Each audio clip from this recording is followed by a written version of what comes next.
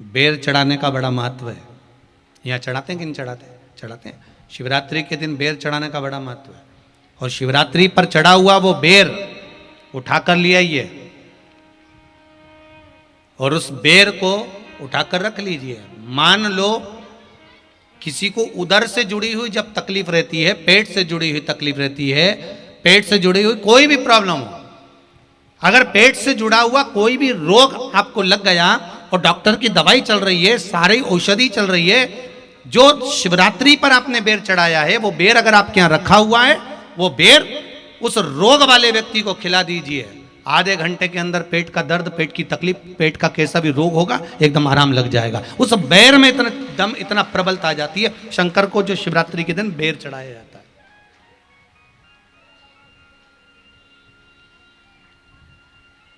भगवान शिव पर समर्पित हुआ वो बेर का इतना महत्व महाराज।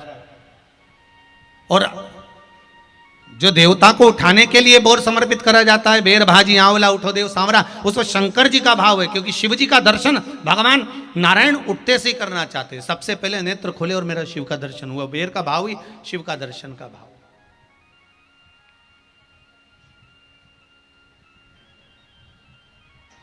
कितनी बड़ी औषधि होगी बेर के अंदर, जरा देखिएगा कि मेरे राम जी शबरी अम्बा के दरवाजे पर पहुंचे।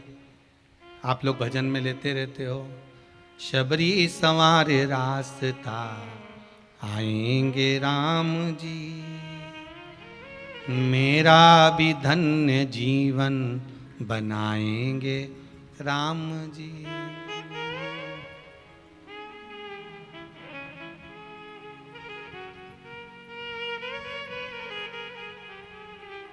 और बागों से चुन चुन के वो लेकर आई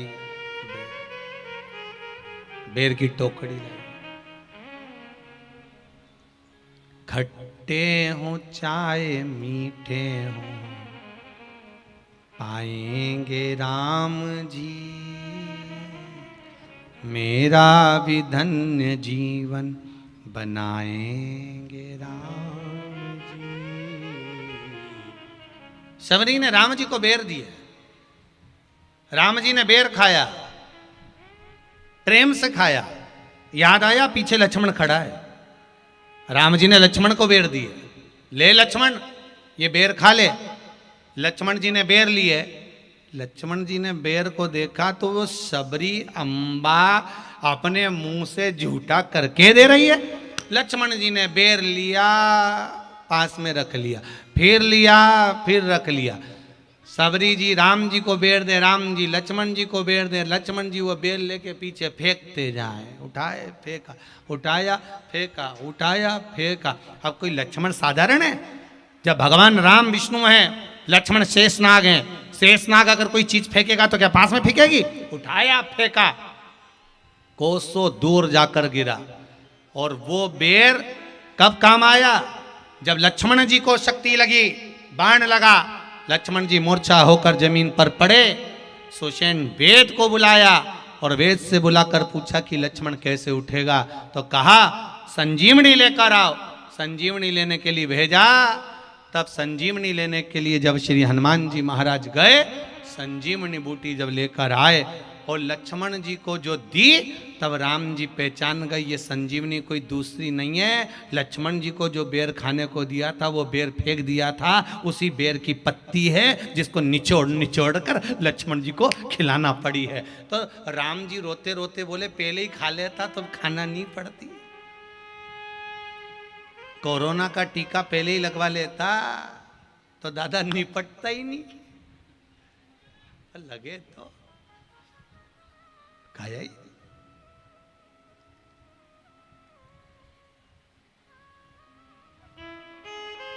यहां तो सीधी सीधी बात है ना। कहा पोलियो की दवाई जन्म लिए बच्चे से लेकर 5 वर्ष तक के बच्चे को पोलियो की दवाई पिलाई जाएगी। पोलियो की दवाई पियो तो हाथ पैर से विकलांग नहीं होगे। बोलो, बोलते कि नहीं बोलते? पियो विकलांग नहीं होगे। जो नहीं पिएगा वो हाथ पैर से विकलांग हो जाएगा। उसी तरह शिव महापुराण की कथा, जिसका जन्म नहीं हुआ, जो माता के गर्भ में है, उससे लेकर जो मर रहा है उस तक के व्यक्ति को सुनाई जाएगी। पोलियो की दवाई नहीं पियोगे, हाथ पैर से विकलांग हो जाओगे। शिव महापुराण नहीं सुनोगे तो काम, लोभ, विषय, आसक्ति से विकलांग हो जाओगे। इसलिए सुनो, ये सुनने का विषय है, इसको श्रवण करना, हमारे जीवन में उतारना। ये मिलेगी, प्राप्त होना बड़ा मुश्किल है। फिर हमारे यहाँ की रीति है, जब राम जी राजा बने हैं, अवध के सिंहासन पर जो बैठेगा उससे जो मांगोगे वो देगा। लक्ष्मण जी ने मांगा कि मुझे भैया राम के चरणारविंद की सेवा चाहिए, राम जी ने सेवा दे दी। भरत जी से कहा आप मांग लो, भरत जी ने राम जी के चरणों की सेवा मांगी, उनको भी सेवा दे दी। शत्रुघ्न से कहा गया कि तुम मांग लो, तो शत्रुघ्न जी ने भरत जी के चरणों की सेवा मांगी, तो उनको दे दी। उर्मिला आई, उन्होंने अवध के सेवा मांगी, सेवा दे दी। मांडवी आई, उसने अपने पति के चरणों की सेवा मांगी, वो दे दी। शत्रुघ्न जी की धर्म पत्नी शुद्ध कीर्ति आई,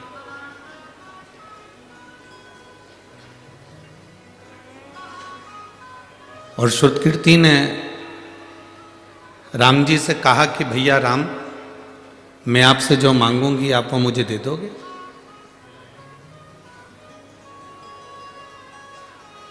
मैं जो मांगूंगी वो आप देना पड़ेगा। कौशल्या जी ने कहा शुद्ध कीर्ति कैसी बात करती हो, यहां जितनों ने मांगा राम जी ने सबको सब कुछ दिया, तो फिर आपको क्यों ना देंगे?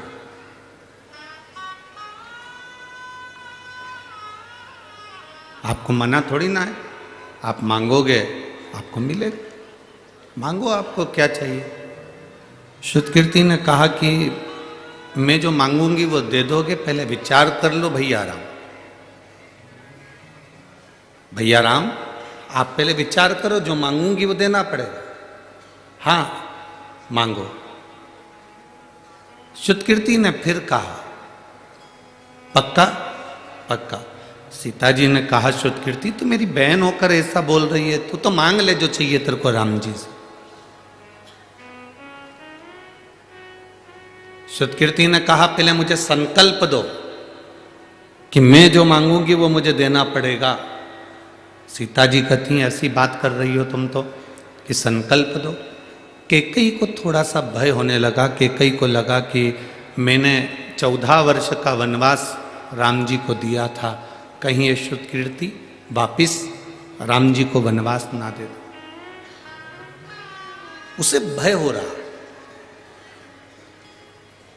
उसको भय उत्पन्न हो रहा।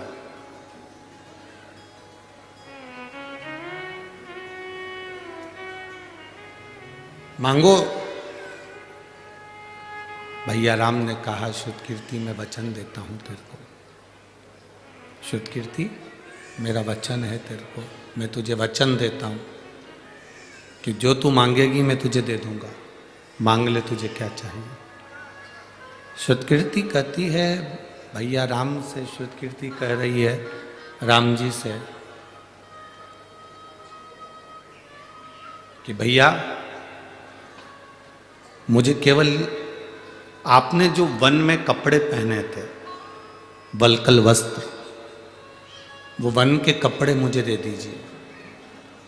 राम जी ने पूछा तू उस वल्कल वस्त्र का, उस वन के कपड़ों का, उस वनवासी वस्त्र का करेगी क्या? शुद्ध कीर्ति कहती है जो राम अवध के राजा बनने वाले थे, समय के चक्र ने घुमाकर उनको 14 वर्ष के लिए वन भेज दिया है।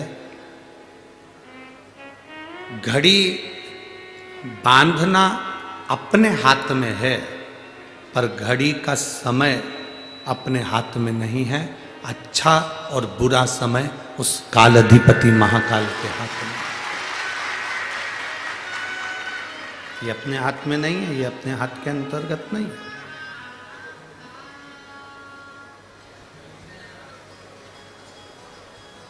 घड़ी बांधना अपने हाथ में हो सकता है, पर समय अपने हाथ में नहीं हो सकता। घड़ी देखना अपने हाथ में है, पर समय देखना अपने हाथ में नहीं हो सकता।